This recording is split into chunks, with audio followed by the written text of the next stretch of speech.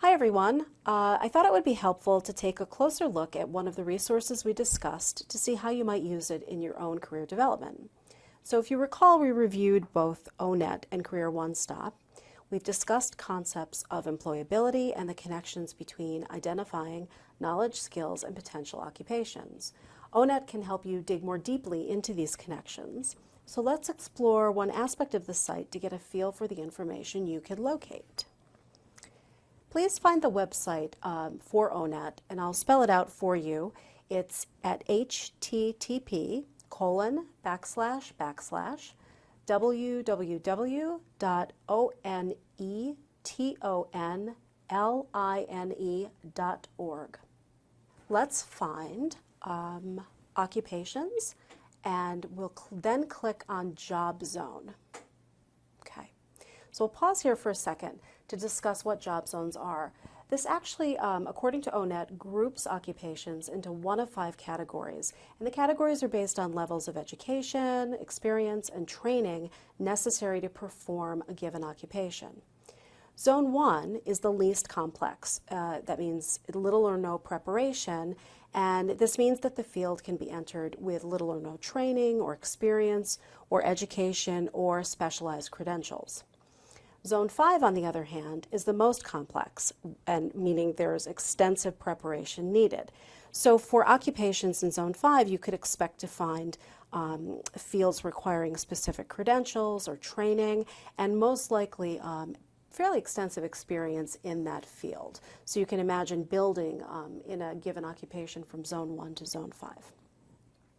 So let's take an example to see how this might play out in terms of comparing and contrasting occupations. Under Zone 5, if you would, please locate the description for anesthesiologist assistants, and that title is actually a live link.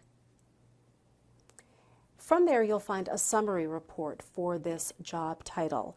And it describes the occupation, including the skills needed, the tools and technology you can expect to use. And then if you return one page to the job zone search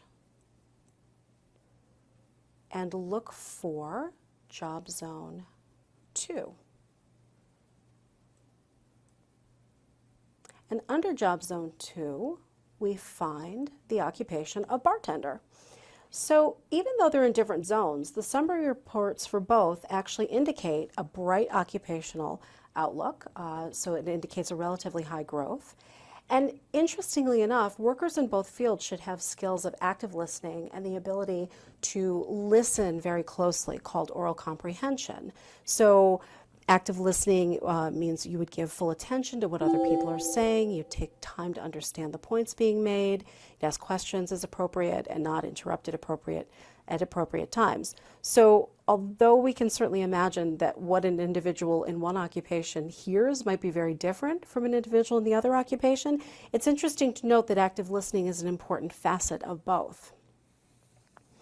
So this was intended to be just a quick, fun example of what you might find on ONET. But remember, as we discussed, it is a complex site, and it really speaks to the complexity of engaging in the kind of self-directed career branding tasks about which we're learning. So on your own, I would then invite you to now find a job description in which you might have some interest. Then use the ONET website to approximate the job zone level. What are the strengths you bring?